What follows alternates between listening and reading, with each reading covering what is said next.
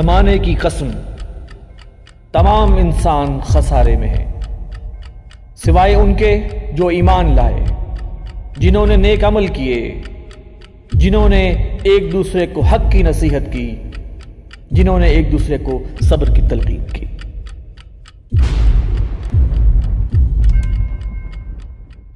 بسم اللہ الرحمن الرحیم۔ السلام علیکم ناظرین، میں ہوں وسیم احمد اور آپ دیکھ رہے ہیں تازہ ترین خبروں پر تبصروں اور تجزیوں کا پروگرام زمانہ گواہ۔ ناظرین، ڈونلڈ ٹرمپ کے دور حکومت میں طالبان کے ساتھ طے پانے والے معاہدے کے تحت 1 مئی 2021 تک تمام امریکی فوجوں نے افغانستان سے واپس چلے جانا تھا، لیکن جیسے ہی امریکہ میں اقتدار کی تبدیلی ہوئی، طالبان کے ساتھ طے شدہ معاہدے کو ریوزٹ کرنے کی خبریں اور امریکی ٹروپس کی واپسی کی تاریخ میں 11 ستمبر 2021 تک توسیع کر دی گئی۔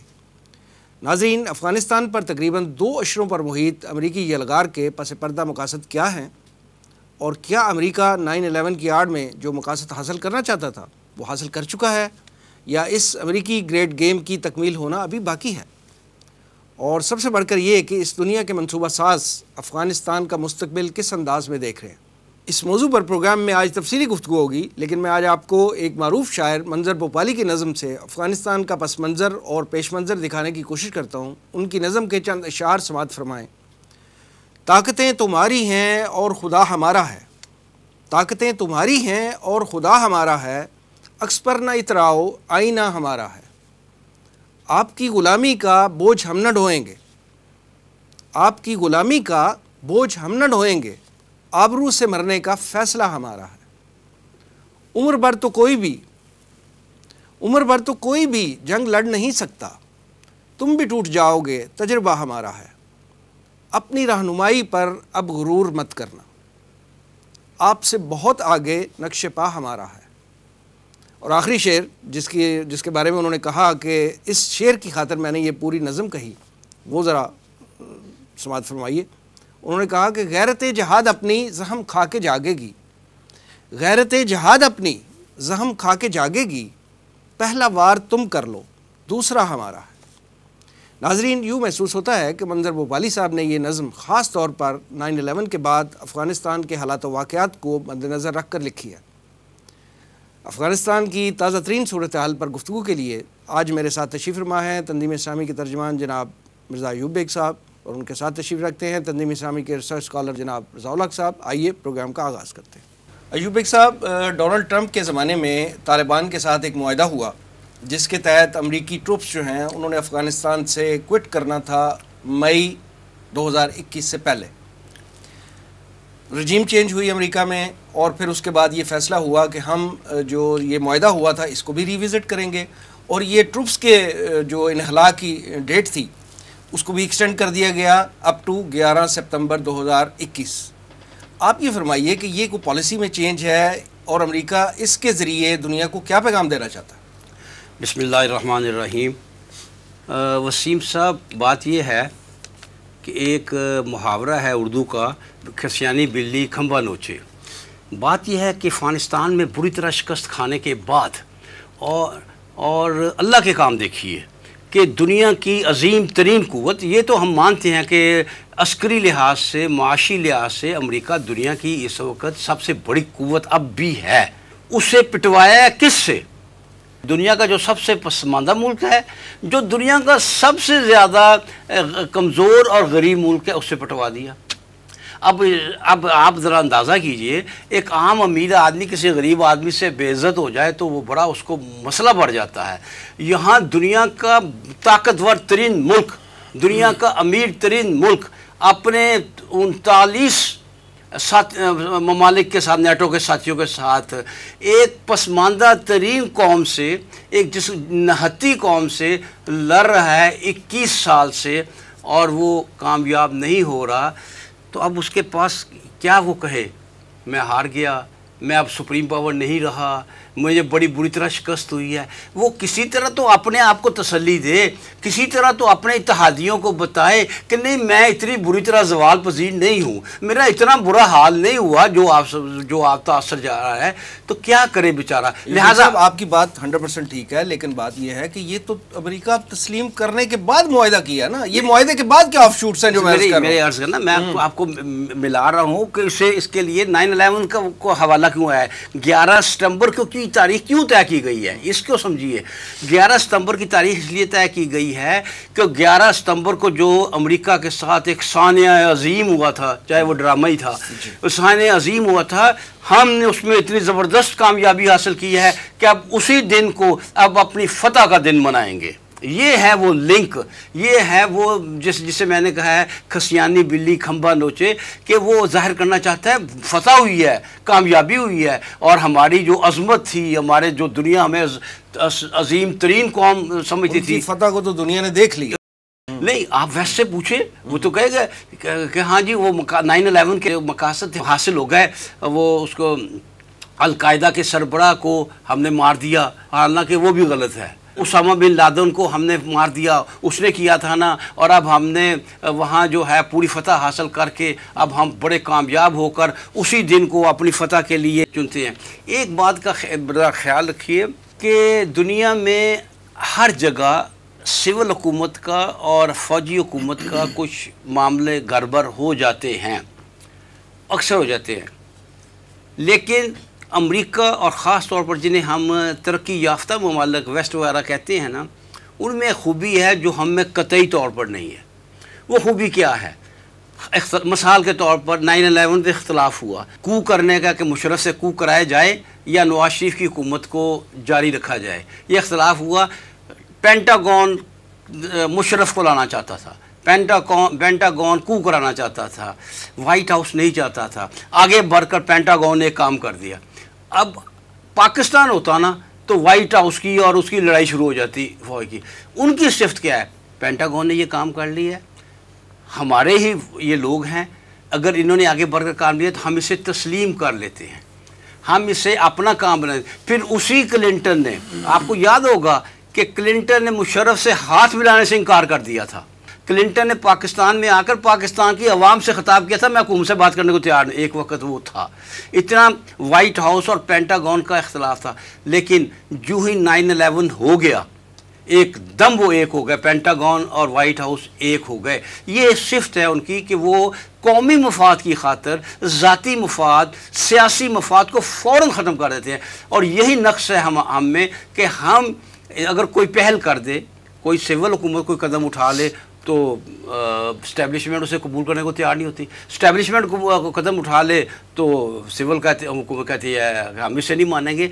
ये है असल बात कि ये जो 9/11 का मामला हुआ था ना, इसमें पेंटागन की बात चली थी, और अब वो उसको बतौर फतह का दिन मना रहे हैं कि 11 सितंबर को जो एक हादसा हो गया था, हमने उसके तमाम मामलात को निपटा दिया है, हमने तमाम मामलात हल कर दिए हैं। और वाइट हाउस भी कह रहा है हाँ जी बिल्कुल ठीक है, हमने फतह हासिल कर ली है।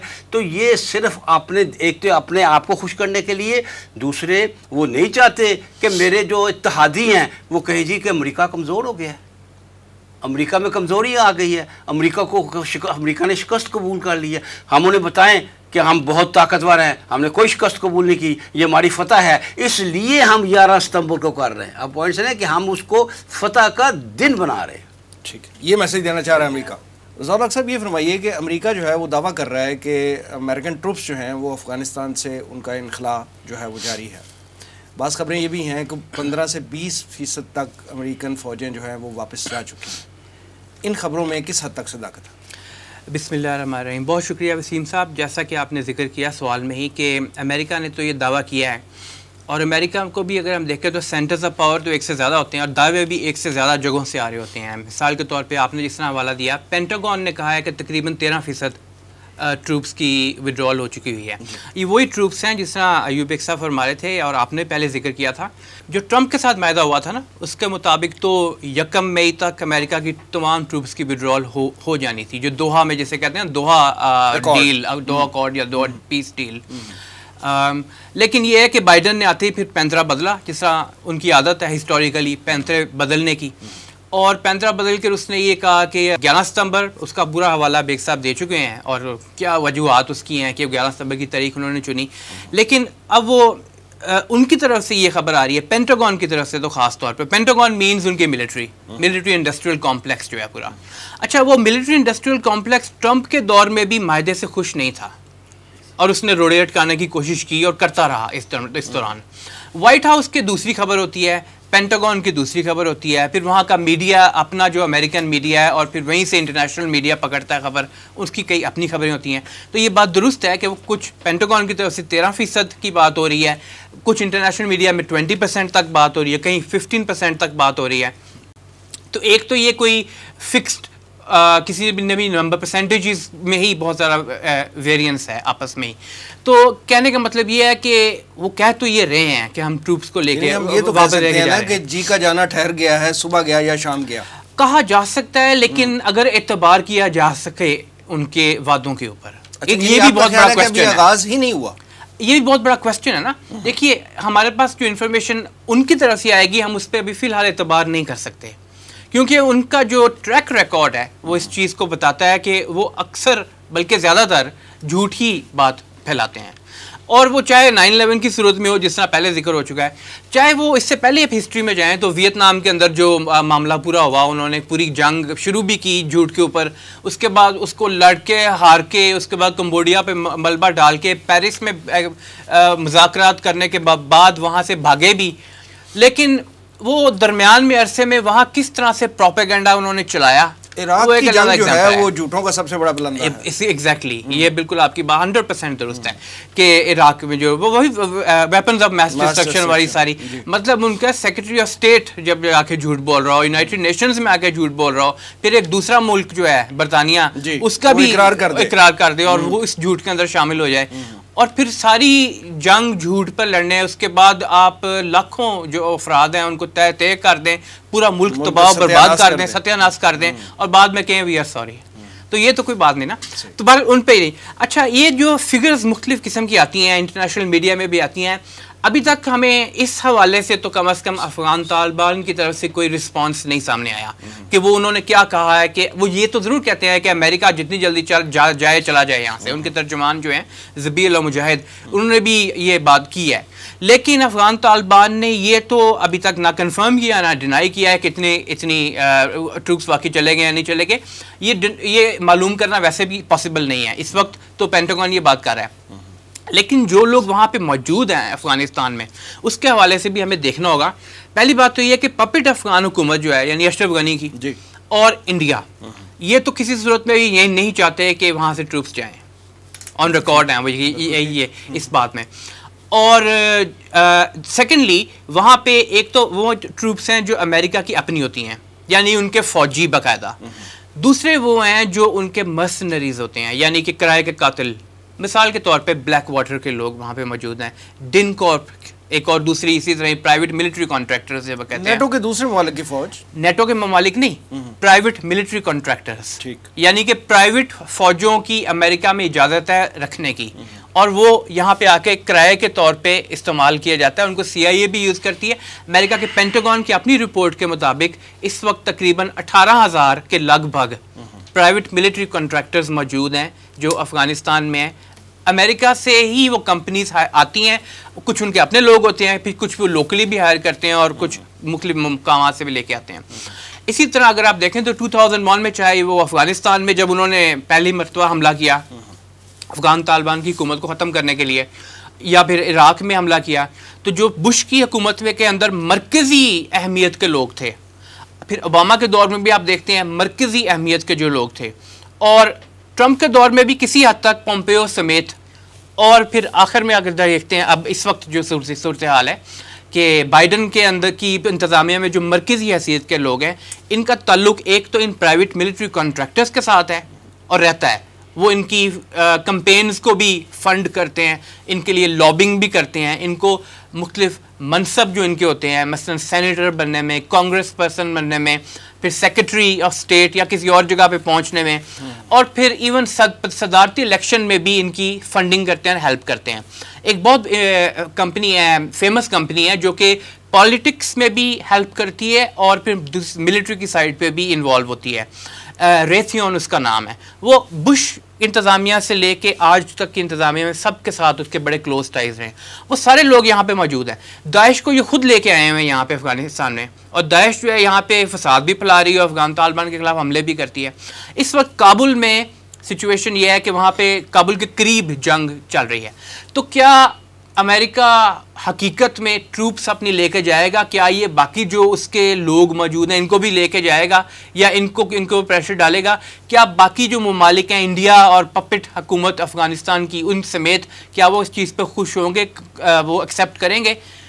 ابھی یہ چیز اس کے بارے میں کوئی حتمی بات نہیں کہی جا سکتی. یعنی نٹشل یہ کہ کوئی حتمی بات اس حوالے سے نہیں کہی جا سکتی، چاہے دعوے امریکن گورنمنٹ کی طرف سے آئیں یا پینٹاگون کی طرف سے آئیں، کسی طرف سے بھی آئیں، ابھی حتمی بات نہیں کی جا سکتی کیونکہ ان کا ٹریک ریکارڈ ٹھیک نہیں. جی ایگزیکٹلی. ایوب ایک صاحب ذرا بریفلی یہ بتائیے کہ امریکہ 9/11 کا بہانہ بنا کے جو اہداف حاصل کرنا چاہتا تھا، کیا وہ حاصل کر چکا؟ وسیم صاحب، پہلے ہمیں دیکھنا ہوگا کہ وہ اہداف تھے کیا. مثال کے طور پر پہلا ہدف یہ تھا کہ افغانستان میں ایک اسلامی حکومت قائم ہو گئی تھی، اور امریکہ یہ سمجھ رہا تھا کہ اگر اس حکومت نے ڈیلیور کیا اور اس کے ثمرات، اسلامی نظام کے ثمرات سامنے آئے تو دوسرے اسلامی ممالک، خاص طور پر ہمسائے اسلامی ممالک بھی متاثر ہوں گے، جس سے اس کی پوزیشن عالمی سطح پہ خراب ہوگی. تو لہٰذا اس اسلامی حکومت کو ختم کرنا مقصود تھا.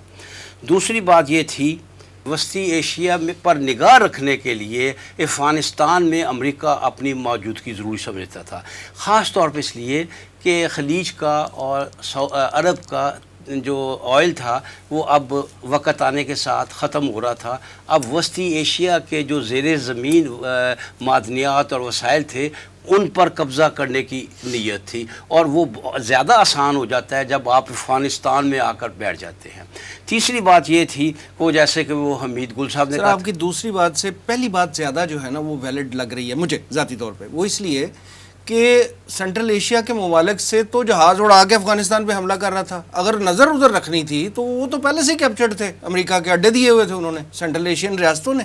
نہیں دیکھیں، کوئی بھی دنیا کا ملک، ایک بات یاد رکھیے، اس پر تصرف حاصل آپ کو نہیں ہوتا جب تک آپ زمینی طور پر موجود نہ ہو. کوئی بھی دیکھ لیجیے، کسی صورت میں نہیں ہوتا. آپ اس پر مکمل کنٹرول نہیں کر سکتے جب تک آپ زمینی طور پر کسی نہ کسی سطح پر یقینی وہ بیرے اور وہ ہوائی اڈے وغیرہ وہ سپورٹ ضرور کرتے ہیں، لیکن آپ نے دیکھا قبضہ ہمیشہ زمینی فوج کرتی ہے. لہٰذا اس کے لیے زمینی فوج کا ہونا بہت ضروری تھا. جناب حمید گل صاحب کی بات کا کسی جناب حمید گل صاحب نے کہا تھا نا کہ 9/11 بہانہ اور افغانستان ٹھکانہ اور پاکستان نشانہ. پاکستان نشانہ. تو یہ بات میں سمجھتا ہوں بالکل ٹھیک تھی کہ وہ ایٹمی پاکستان کسی کو ہضم نہیں ہو رہا تھا.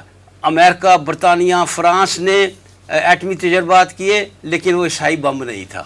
بھارت نے ایٹمی تجربہ کیا لیکن وہ ہندو بم نہیں تھا. پاکستان نے ایٹم بم بنایا تو وہ اسلامی بم بن گیا.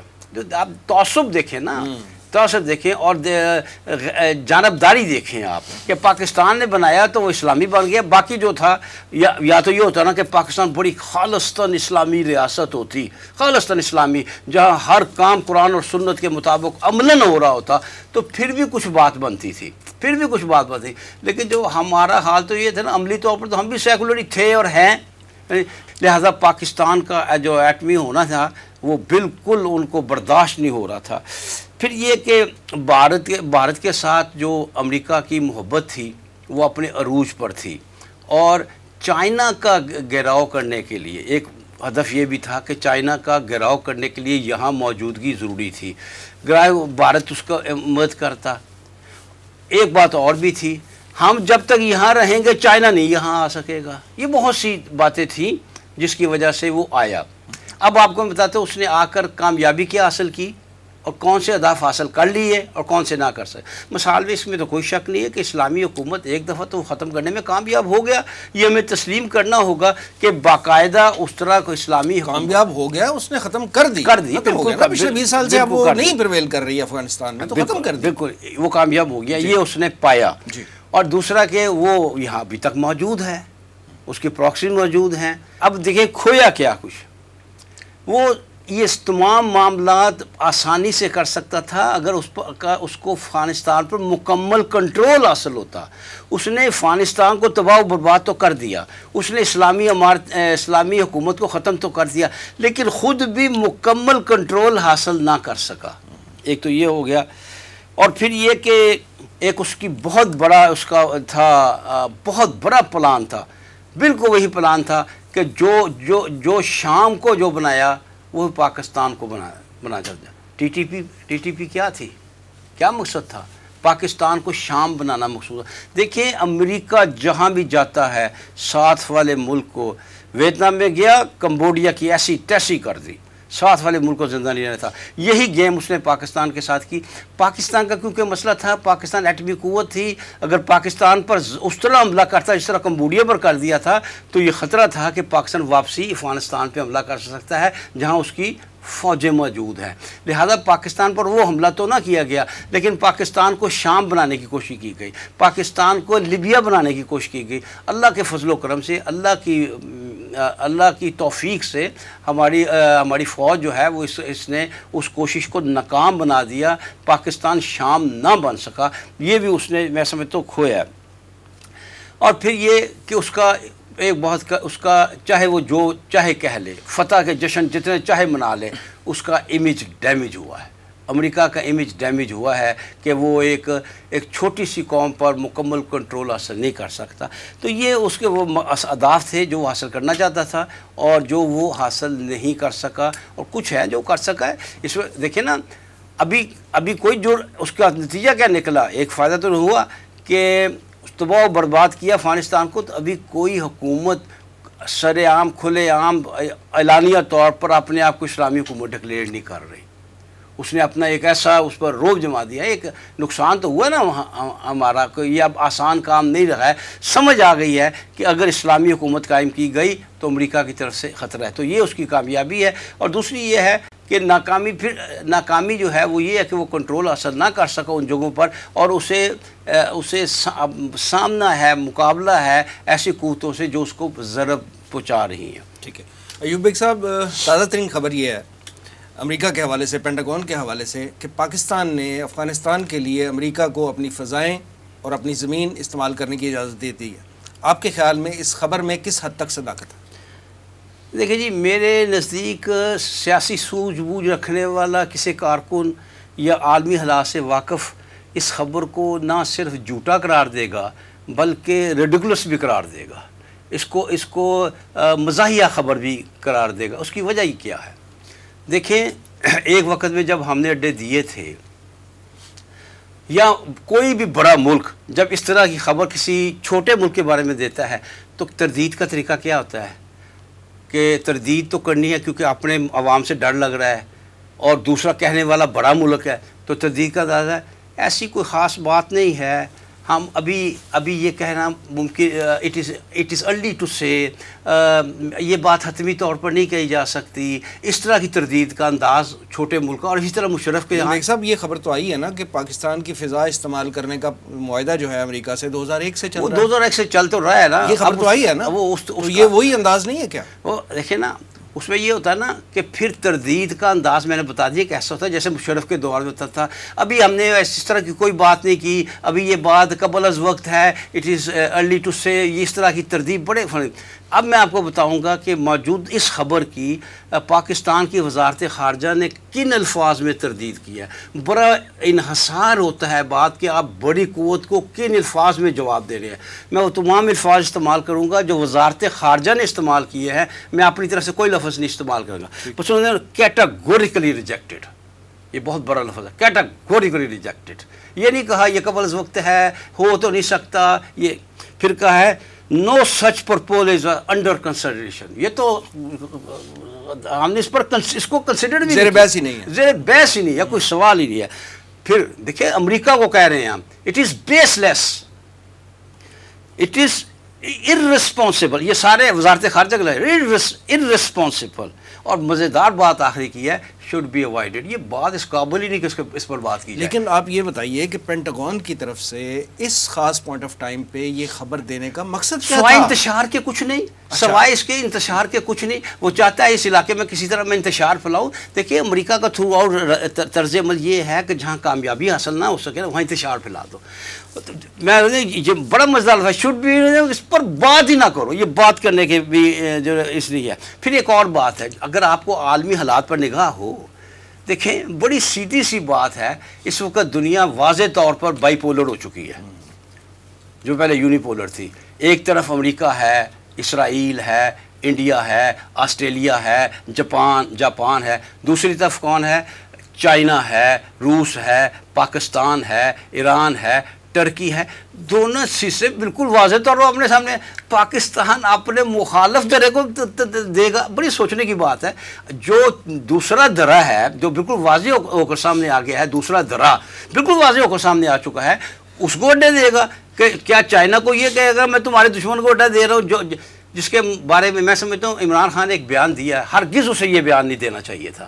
یہ کوئی سفارتی عقل مندی نہیں تھی جو اس نے بیان تھی، بات سچی تھی لیکن یہ کہنا مناسب نہیں تھا. اس نے کہا آج سے 3-4 ماہ پہلے اب ہم مکمل طور پر چائنا کے ساتھ اب ہمارا مستقبل مکمل طور پر چائنا سے وابستہ ہے. بات صحیح ہے، نہیں کرنی چاہیے تھی، غلط کیا. آپ خود اپنے آپ کو دوسرے کی گود میں دے رہے ہیں. عملی طور پر ایسا ہے لیکن یہ کہنے والی بات نہیں تھی، یہ سفارتی کا مکلی ہے اس وجہ سے. لیکن اس میں کوئی شک نہیں کہ ہم واضح طور پر اعلان کہہ رہے ہیں کہ اب ہم چائنا کے ساتھ، اب ہمارا تمہارا کوئی تعلق کوئی واسطہ نہیں، اب ہمارا تمہارا رشتہ دشمنی کا رشتہ ہے. تو دشمنی کے رشتے میں گوڈے دیے جاتے ہیں. یہ ایک جو تجزیہ نگار ہے وہ ان تمام حوالے سے سوچے گا کہ جب ہم دوسرے پلڑے میں ہے، جب ہم دوسرے حصے میں ہے تو اپنے مخالف کو اڈے دیں گے. پھر یہ بات ہے، یہ کوئی ایسی بات تو نہیں ہے کہ وہ ہم خاموشی سے اس کی جیب میں اڈے ڈال دیں گے. یہ تو ڈکی چھپی بات نہیں رہے گی، آج نہیں تو کل راز افشا ہو جائے گا اگر خدا نخواستہ یہ سٹیپ لیا گیا. کوئی سرے سے امکان ہی نہیں ہے. اسی لیے مشرف دور میں بڑی تردید ہوتی تھی، بڑی پیارے الفاظ میں، نہیں ایسا ہونا نہیں ہوگا، ہوتا نظر نہیں آتا، ابھی دیکھیں گے، ابھی وقت ہے، اٹ از ٹو ارلی، اس طرح کا ہوتا. اب یہ ہے کہ ٹوٹلی ریجیکٹڈ، بیس لیس، ارریسپانسبل، کوئی تعلق کوئی واسطہ اس خبر سے نہیں ہمارا، اس طرح ہی زوردار. اور پھر اگلے روز پھر وزیر خارجہ. پھر ایک اور بات آپ کو بتا دوں، دیکھیں امریکہ اسرائیل کا مائی باپ ہے، اور اسرائیل جو ہے وہ امریکہ کا کچھ کہہ لیں سب کچھ ہی ہے، اس کا مالک بھی ہے، اس کا غلام بھی ہے، دونوں ہے وہ. جب یہ صورتحال ہو تو جس ملک نے امریکہ کو اڈے دینے ہوں وہ تو پہلے اسرائیل کی چاپلوسی کرے گا، اسرائیل کے پاؤں دبائے گا. اور ہمارا وزیر خارجہ نے اس طرح کا CNN کو انٹرویو دیا ہے کہ اسرائیل چیخ اٹھائے.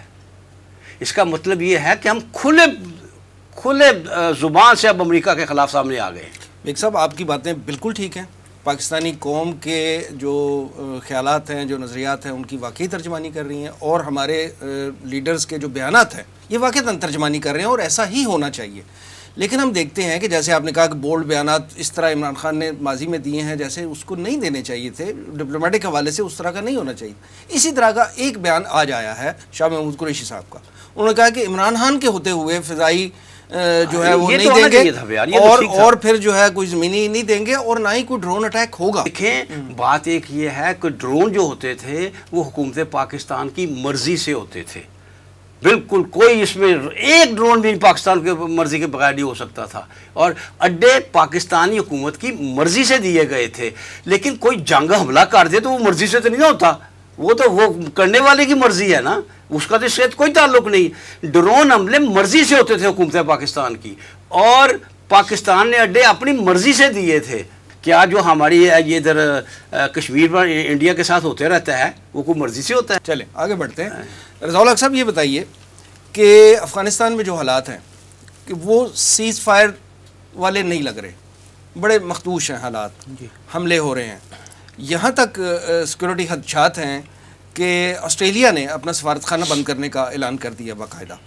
ان حالات میں آپ افغانستان کا مستقبل کیا دیکھتے ہیں؟ وسیم صاحب، افغانستان کا فی الحال جو مستقبل قریب ہے اس میں تو امن بظاہر دکھائی نہیں دیتا، اور اس کی وجوہات وہی ہیں جو آپ نے سوال میں بھی ذکر کیا جن کا. اور دوسرا یہ کہ امریکہ کے وہاں پہ جو انٹرسٹس ہیں اور پھر ساتھ وہاں کی کٹ پتلی جو حکومت ہے اشرف غنی کی، اور پھر جو وہاں پہ انڈیا کے کچھ انٹرسٹ ہیں وہ ابھی تک مکمل نہیں ہوئے، اور وہ ان کو یوز کرنا چاہتے ہیں، اور اس کے لیے ان کو وہاں انتشار ہی چاہیے. اگر مثال لیتا ہوں آپ کو، امریکہ نکل جاتا ہے، امن قائم ہو جاتا ہے، تو اشرف غنی کو کون دیکھے گا وہاں سیٹ کے اندر؟ اشرف غنی کو تو افغان طالبان کوئی جگہ ہی نہیں ہے. میرے خیال ود ان اے ویک ختم کر دیں گے ساری جو بھی قابل حکومت ہے. وہ تو کبھی بھی نہیں چاہیں گے کہ امریکہ یہاں سے جائے. اچھا، انڈیا جو ہے اس کے انٹرسٹ جو ہے کبھی بھی الائن نہیں ہو سکتے افغان طالبان کے ساتھ. افغان طالبان ان سے سفارتی تعلقات تو رکھ سکتا ہے، یہ نہیں کر سکتا کہ ان کی پراکسی بن جائے، جس طرح اس وقت حکومت بنی ہوئی ہے کہ وہاں پہ سے پاکستان کے اوپر حملے کروایا ہے انڈیا، اور جس طرح بلوچستان کے اندر اور مختلف جگہوں کے اندر یہ پچھلے دنوں بھی دہشت گردی کے واقعات ہوئے ہیں. تو باقاعدہ نیٹ ورکس پکڑے گئے تھے پہلے بھی جو انوالو تھے اس پورے معاملے کے اندر. دوسرا ایک اور چیز جو ہم دیکھتے ہیں کہ ابھی بیگ صاحب اس کا ذکر فرما رہے تھے پہلے، اگر ہم ود کلیئرٹی اس چیز کو دیکھیں اور بائسڈ ہوئے بغیر، تو امریکہ کو افغانستان میں 100% شکست نہیں ہوئی. ٹھیک ہے، وہ تو بیگ صاحب نے فرمایا نا کہ ٹھیک ہے نا، کچھ مقاصد میں وہ کامیاب ہوا ہے. اس میں اگر کم از کم مقصد ان کا یہ بھی ہو کہ یہاں امن نہ رہے، تو اس میں تو وہ کسی حد تک کامیاب ہے. اور دوسرا یہ کہ امریکہ فوری طور پہ at least in my opinion بھاگا نہیں جا رہا کہیں پہ. اس کے وہاں پہ اس کے قریب افغانستان کے بھی اس کے ایسٹس موجود ہیں، اور ایسٹس کے عراق والی سچویشن رہے گی، عراق والی سچویشن رہے گی. ممکن ہے عراق والی نہ ہو، کیونکہ امریکہ کو اس طرح کی سچویشن فیس نہیں کرنی پڑی ریسنٹ پاسٹ میں. کم از کم عراق پہ گیا، چڑھائی کی، حکومت بدلی، اور اس کے بعد کوئی ریزسٹنس نہیں آئی. ٹھیک ہے، سیریا میں جو بھی اس نے کام کیا، دوسری طرف رشیا تھا، یہاں معاملہ بالکل الٹ تھا. وہ ساروں کو لے کے بھی آیا، لیکن پھر بھی وہ افغان طالبان کو ختم نہیں کر سکا. اس کو معلوم ہے کہ افغان طالبان جو ہیں وہ ابھی بالکل کابل کے قریب پہنچ گئے ہوئے ہیں، اور ابھی لڑائی جنگ وہاں پہ جو جاری ہے کابل کے بالکل مضافات کے اندر ہے. کئی اضلاع میں، کئی صوبوں میں وہ قبضہ کر چکے ہیں، 40 کلومیٹرز کے کہتے ہیں، باقاعدہ آکوپیشن ان کی ہو چکی ہوئی ہے. دوسرا یہ کہ امریکہ کے جو اس خطے کے سے متعلق مفادات، جس طرح بیگ صاحب نے بھی ذکر فرمایا تھا پہلے، خاص طور پہ کنٹینمنٹ آف چائنا والا جو معاملہ ہے، اور اسی کے لیے انڈیا کو اس نے انگیج بیسیکلی کیا ہوا ہے نا. انڈیا کو انگیج کرنے کے دو مقاصد تھے، ایک یہ تھا کہ انڈو پیسیفک کمانڈ میرے تحت جو ہے اس کے کرے، اور دوسرا پاکستان اور افغانستان میں چیک میں رکھا جائے. دونوں صورتوں میں انڈیا نے تو وہ خیر اس کے لیے کام نہیں کیا جو وہ امریکہ چاہتا تھا، لیکن امریکہ ابھی بھی سمجھتا ہے کہ چاہے میں یہاں موجود تھا، میری ناک کے نیچے چائنا ایک بڑی طاقت میں انوالو ہو گیا ہے. 2001 میں چائنا کہاں تھا اور 2021 میں چائنا کہاں ہے، بہت فرق ہے دونوں میں. تو امریکہ کے اہداف پورے جب تک نہیں ہوتے، اور بہت ساری طاقتیں موجود ہیں دنیا میں جو چاہتی ہیں کہ اس خطے میں ناکامی کنسیڈر کی جانی چاہیے نا. یقیناً یہ ایک ناکامی ہے امریکہ کی کہ اس کو، اور شاید اس کے علم میں بھی نہ ہو اس وقت. سوچا تو اس نے ہوگا کہ چائنا ایک طاقت گروئنگ ہو سکتی ہے فیوچر کی، لیکن شاید اس کے خواب و خیال میں بھی نہ ہو کہ اتنی بڑی طاقت بن جائے گی. یہ تو بہرحال چائنا نے ثابت کر کے دکھایا. اور دوسری طرف پھر امریکہ کے ساتھ جو تعلقات ہیں مختلف دوسرے ممالک کے، ان کے بھی کچھ نہ کچھ انٹرسٹ ہوتے ہیں. اس میں انڈیا کے بھی انٹرسٹ ہوتے ہیں، اس میں اسرائیل کے بھی کچھ نہ کچھ انٹرسٹ ہوں گے یقیناً.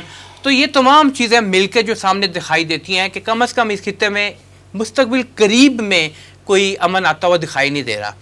البتہ دعا ہماری ضرور ہے کہ اللہ تعالیٰ افغان طالبان کو جس طرح پہلے میدان جنگ میں بھی اور مذاکرات میں بھی کامیابی دی، آئندہ بھی انشاءاللہ اللہ تعالیٰ ان کو کامیابی عطا فرمائے. ایوب بیگ صاحب، جیسے رضا اللہ صاحب گراؤنڈ ریئلٹی بتا رہے ہیں اور جو خدشات ان کی طرف سے آ رہے ہیں، اس سے تو یہ محسوس ہوتا ہے کہ آگ دبی ہوئی سمجھ بجھی ہوئی نہ جان. آپ کیا سمجھتے ہیں کہ لیٹر سٹیج پہ اگر خدا نہ خواستہ افغانستان میں کہیں یہ آگ بھڑکتی ہے، تو کون سی طاقتیں جو ہیں اس میں ملوث ہو سکتی ہیں؟ میرے خیال میں اس سوال کا جواب علامہ نے 100 سال پہلے دے دیا تھا. انہوں نے فرمایا تھا آسیہ یک پیکر آب و گل است، ملت افغان در عام پیکر دل است. دیکھیں کہ یہ جو اشیاء ہے، یہ ایک جسم ہے مٹی اور پانی کا بنا ہوا. اس جسم میں افغانستان کی حیثیت وہی ہے جو دل کی ہے. اور آپ کو پتہ ہے جو دل میں خرابی پیدا ہو جائے, دل ڈسٹرب ہو جائے, وہ بڑا یا چھوٹا ہو جائے یا اس کی دھڑکن ڈسٹرب ہو جائے, تو پھر انسان کا زندہ رہنا یہ اگر وہاں ڈسٹربنس ہوئی ہاں تو یہ علاقے میں پھیلے گی. پھیلنے میں سب سے پہلے پاکستان ہے, سب سے پہلے پاکستان. یہ مشرف والا سب سے پہلے نہیں, یعنی میدان جنگ میں آنے والا سب سے پہلے پاکستان. وہ آئے لپیٹ میں, پاکستان چاہے پاکستان نہ چاہے. ایران اس میں کس حد تک آتا ہے ابھی کہنا مشکل ہے, لیکن یہ کہ وسطی ایشیا میں پھیلے گا. پھر یہ کہ آپ دیکھیں کہ امریکہ نے اس وقت جو گیم کھیل رہا ہے امریکہ, یہ تو آگ ایک لگی ہوئی ہے نا ادھر, اور یہ بڑھ سکتی ہے. امریکہ دو جگہ پہ یا اسرائیل دو جگہ پہ آگ لگا چکے ہیں. ایک تو ادھر افغانستان میں امریکہ نے لگائی ہوئی ہے, ادھر اسرائیل نے ادھر لگائی ہوئی ہے. یہ ایسے وقت میں عین ممکن ہے کہ یہ دونوں شعلے جو ہیں وہ آپس میں مل جائیں اور آگ جو ہے جو کچھ بیچ میں ہے. یعنی آپ کا کہنا ہے کہ فلسطین اور افغانستان کا مسئلہ, بلکہ اسے افغانستان کا مسئلہ ہے جیسے کہ علامہ نے کہا ایشیا کا مسئلہ, وہ دونوں مل جائیں اور جو کچھ اس کے اندر ہے جو کچھ ہے وہ بسم ہو جائے. لیکن عرب ریاستیں تو صلح کے معاہدے کر رہی ہیں اس کے ساتھ. دیکھیں امریکہ تو فتح کرنے آیا تھا افغانستان, ہوا وہ کر رہی ہے نا, ہوگا وہ جو اللہ چاہے گا, ہوگا وہ جو حالات کا جبر ان کو جس طرف لے جائے گا ہوگا وہ. آپ نے دیکھا کہ کس تیزی سے بڑھ رہی تھی اسرائیل کی طرف, اور کچھ تھوڑی سی رکی ہیں. آگے حالات دیکھیں گی, وہ بھی حالات دیکھیں گی, اگرچہ وہ رکتی لگتی نہیں وہ جو ہیں. تو لہٰذا میں سمجھتا ہوں یہ آگ بھڑکے گی اور اس میں بہت سے ایشیا کے ملک جو ہیں ملوث ہوں گے. عین ممکن ہے کہ وسطی ایشیا بھی ملوث ہو جائے. تو میں سمجھتا ہوں ابھی اس سے زیادہ کہنا مناسب نہیں ہے. ٹھیک ہے رضا الحق صاحب, امریکہ جو مختلف علاقوں میں مختلف خطوں میں کہیں پہ پراکسی ہے کہیں پہ ڈائریکٹ خود ہے, وہ انوالو ہو کے اور اس طرح جنگیں بھڑکا کے اپنی کس گریٹ گیم کی تکمیل چاہتا ہے؟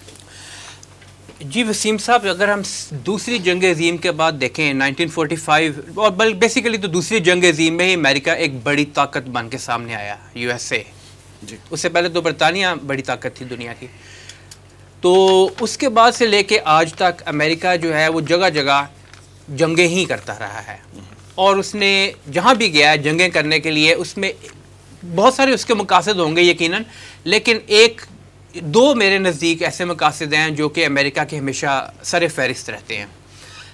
ایک مقصد ہوتا ہے کہ جس طرح کہ امریکہ پہلے 45 سے لے کے 2000 تک supreme power of the world رہا, پھر 96 میں ہی اس کا ایک تھنک ٹینک جس کے اندر سے ہی بش انتظامیہ کی بہت بڑی بڑی شخصیات انکلوڈنگ کونڈولیزا رائس اور اس طرح کے لوگ جو تھے وہ نکلے, project for new American century. اگلی صدی میں امریکہ جو ہے وہ کس طرح سے سپریم پاور کے طور پہ رہے, اور اس کے لیے پوری پلاننگ کی انہوں نے. اس سے پہلے بھی پلاننگ کرتا رہا, یہ جو نیو ورلڈ آرڈر والی پوری اسپیچ تھی بش سینئر کی, اس کے بعد پھر 9/11 کروا کے ایک پورا اس نے ایک ماحول پیدا کیا. اس ماحول کے اندر آ کے اپنی سپریمیسی قائم رکھنے کے لیے پھیل گیا باہر. پھر 2016 پہ جمپ کریں تو آپ کو نظر آتا ہے 2016-15 اس میں ہلری کلنٹن جو ہے وہ دیتی ہے پالیسی پیوٹ آف ایشیا, جس طرح ابھی بیگ صاحب بھی ذکر فرمائے تھے کہ ہماری آئندہ جو جتنی بھی ساری فوکس ہوگا وہ ایشیا کے اوپر ہوگا, کیونکہ خطرہ وہیں سے ہے سب سے زیادہ. اور اس میں ایشیا میں پھر یقیناً اس کے اندر یہ بھی آتا ہے کہ اسرائیل کہاں پہ موجود ہے اس کی حفاظت کرنا, اس کو تقویت دینا. دوسری طرف پہ کنٹینمنٹ آف چائنا وغیرہ اور افغانستان اور پاکستان اور ان ممالک کو, اور پھر کسی حد تک روس کو بھی, اور روس کو وہ یورپ کے تھرو بھی کنٹین کرتا رہتا ہے. بہرحال وہ یورپ کو بھی یوز کرتا ہے کیونکہ ماسکو تو بہرحال یورپ کے اندر ہے نا, اس کا جو کیپٹل ہے. تو اب وہ نیکسٹ اس کے نزدیک وہ اگلی صدی میں بھی اسی طرح ہی داخل ہونا چاہتا ہے کہ as a supreme power of the world. لیکن حقیقتیں جو ہیں وہ دنیا کی بدلتی رہتی ہیں. ایک تو یہ بڑی حقیقت ہے جس کو امریکہ اپنی سر فہرست رکھتا ہے, اس کی نیو کون لابی, اس کا ملٹری انڈسٹریل کمپلیکس. بات بالکل ٹھیک ہے کہ حقیقتیں جو ہے وہ بدلتی رہتی ہیں. امریکہ کبھی سوچ سکتا تھا اس صدی کے آغاز میں کہ مجھے افغانستان, جیسے بیگ صاحب نے اس کی پوری ڈیٹیل بتا رہے تھے جو حالات تھے, کہ افغانستان سے اس طرح جو ہے وہ شکست کھائے گا. باقاعدہ شکست ہے نا کہ اس کے لیے مذاکرات کی بھیک مانگ رہا ہے, اس سے طالبان کے جو ہے وہ منتیں کر رہا ہے اور ان سے معاہدے کر رہا ہے, اور اور نکلنے کی ڈیٹیں دے رہا ہے. تو یہ شکست ہی ہے, یہ امریکہ نے کبھی سوچا بھی نہیں ہوگا. I couldn't agree more. Exactly, بالکل exactly یہی بات ہے. تو بس میں یہی بات کہنا چاہ رہا تھا اس حوالے سے کہ امریکہ جو ہے اس کی جو گریٹ گیم ہے وہ طے شدہ ہے پہلے سے ہی, اور وہ گریٹ گیم ریوالو کرتی ہے ایک تو اس کی اپنی سپریمیسی برقرار رکھنے میں پوری دنیا میں, اور پھر سیکنڈلی اسرائیل کے ساتھ لنکڈ ہوتی ہے. جس طرح کہ بیگ صاحب نے بھی کہا کہ اسرائیل کا وہ جو آقا کا اور غلام کا دونوں کا رشتہ ہے, ویسے تو جو یہودی لابی ہے اصل میں تو اس کا رول ہوتا ہے اندر, اسرائیل میں بھی یہودی لابی ہے, امریکہ کے اوپر بھی طاقت میں جو موجود ہے, کم از کم پچھلے کینیڈی کے بعد سے تو کم از کم آپ کو صاف نظر آتا ہے یہودی لابی کے تھرو ہی وہاں پہ لوگ آتے ہیں اور وہی اوپر رہتے ہیں. انفیکٹ یہودی لابی ہی رول کر رہی ہے امریکہ میں, وہی رول کرتی ہے, وہی ان کے پینٹاگون کو بھی رول کرتی ہے, وہی باقی جگہوں کو بھی رول کر رہی ہے. تو امریکہ کی یہی گریٹ گیم ہوتی ہے, اسی کے لیے وہ آگے اپنے مقاصد پورے کرنے کے لیے اقدامات اٹھاتا رہتا ہے. میں اس میں صرف ایک اضافہ کروں گا کہ امریکہ اور اسرائیل کے جو تعلقات ہیں اور جس طرح وہ گریٹ گیم میں اس کا ایک بازو بن کر ساتھ چل رہا ہے, امریکہ اسرائیل کے ساتھ سنسیئر ہے یا اسے سنسیئر ہونا پڑے گا. اسرائیل امریکہ کے ساتھ سنسیئر نہیں ہے, اسرائیل امریکہ کا ساتھی ہے, اسے سنسیئر نہیں ہے. دیکھیں وہ حالات بتا رہے ہیں نا کہ وہ اس کو ایسی سیڑھی پہ چڑھا رہا ہے جو نظر آ رہا ہے, اور یہ تو تجزیے کی بات ہوتی ہے نا, ایسی سیڑھی پہ جائے جو اس نے بعد میں کھینچنی ہے نیچے سے, یہ اس کا طرز عمل ہے. یہ وہ یورپ کے ساتھ کر چکا ہے, یہ کام وہ برطانیہ کے ساتھ کر چکا ہے. اب وہ امریکہ کو سیڑھی کھینچ کر وہ امریکہ کو لایا, اب وہ امریکہ کی وہ اس کا پلان ہے, اللہ کیا کرتا ہے وہ بات الگ ہے. پلان اس کا یہ ہے کہ امریکہ کے نیچے سے سیڑھی کھینچ کر وہ خود آ جائے اوپر. اس کی وجہ یہود کی تاریخ دیکھ لیں, کبھی کسی کے ساتھ مخلص نہیں ہوئے, وہ ہمیشہ سازشیں کرتے ہیں, اس طرح کی وارداتیں کرتے ہیں, جن کے ساتھ پیکٹ کرتے ہیں ان کے خلاف کارروائیاں کرتے ہیں. تو یہ یہودیوں کی ایک تاریخ ہے جس پر قائم, اور وہ بلکہ میں یہ کہوں گا شاید ان کی فطرت یا جبلت ہے کہ وہ ایسا کریں گے, وہ ایسا ہی کریں گے. انہوں نے جو برطانیہ کے ساتھ کیا وہی امریکہ کے ساتھ بھی کریں گے. مطلب وہ کوشش کریں گے کہ خود ٹاپ پہ چلے جائیں, یعنی سینٹر آف پاور وہ بن جائیں. آج جس طرح پہلے لندن تھا پھر واشنگٹن بنا, اب وہ چاہتے ہیں تل ابیب بنے. ایوب بیگ صاحب اور جناب رضا الحق صاحب پروگرام میں تشریف آوری کا بہت شکریہ. ناظرین یہ تھا آج کا پروگرام, آج کے لیے اتنا ہی. ہمارے سوشل میڈیا پیجز پر اس پروگرام کا فیڈ بیک ضرور دیجیے گا. آپ ہمیں ای میل بھی کر سکتے ہیں, ہمارا ایڈریس ہے media@tanzeem.org. اگلے پروگرام تک کے لیے وسیم احمد کو اجازت دیجیے. اللہ نگہبان.